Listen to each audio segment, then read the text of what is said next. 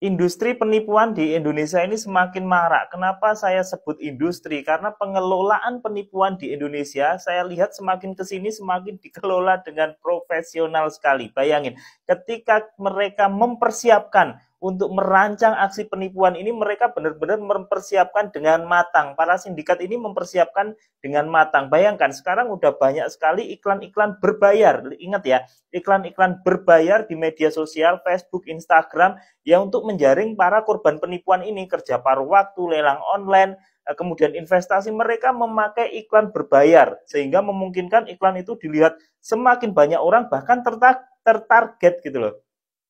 Usianya berapa, lokasinya berapa. Dengan iklan berbayar ini mereka bisa mentarget para korbannya gitu. Kemudian mereka juga membangun ribuan website, bayangkan, ribuan website yang menyulitkan Kominfo ini ketika diblok ribuan masih ada ribuan lainnya. Nah, ini meskipun mereka menggunakan domain-domain gratis, tetapi membangun ribuan website ini tentu juga tidak memerlukan dana yang tidak sedikit gitu loh. Jadi mereka benar-benar profesional. Kemudian mereka juga mengembangkan aplikasi-aplikasi. Bayangin misalnya kemarin yang lagi tren, lagi viral, undangan APK, kemudian tilang APK, kemudian macam-macam aplikasi sehingga untuk menjaring penipu ini. Jadi mereka benar-benar mengeluarkan resource, mengeluarkan uang untuk mempersiapkan model-model modus-modus penipuan mereka. Bayangin, itu artinya bahwa penipuan sudah dikelola secara profesional. Kemudian ketika dalam menjalankan aksinya,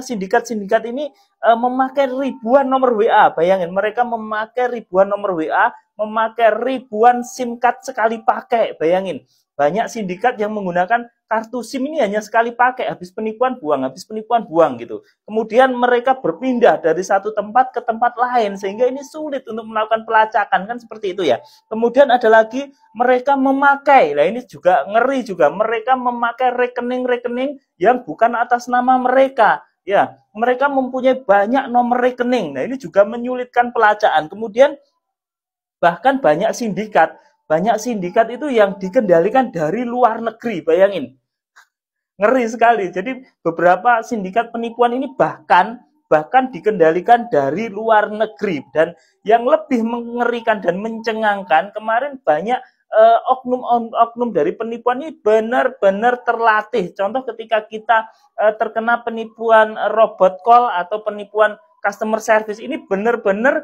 tata bahasa orang yang menelepon kita, yang mengaku customer service ini tata bahasanya rapi banget, indah banget ya. Jadi seperti benar-benar customer service. Jadi penipu ini nggak tahu ini apakah ada pelatihan atau apa. Jadi yang bertugas sebagai customer service bahasanya mirip banget. Yang bertugas sebagai polisi, mereka dikondisikan dengan bahasa, dengan logat yang seperti polisi, yang dari PPATK mengaku dari PPATK atau mengaku dari Bea Cukai.